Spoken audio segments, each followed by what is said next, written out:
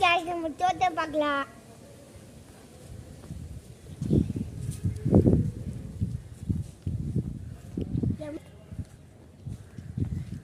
ரொம்ப ஃப்ளவர் ஃபுல்லாக இருக்கிறாங்க.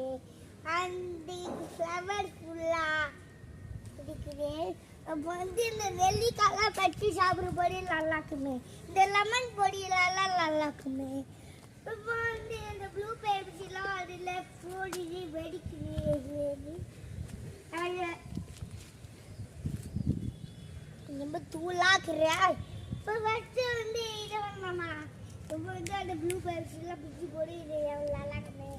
அந்த அந்த கலர்ஃபுல்லாக இருக்கிற அந்த கட்டி சேனல் அதில் டெஸ்ட் பண்ண அது டெஸ்ட் பண்ண மாதிரி இருக்குது. அந்த மாதிரி இருக்கிற போடு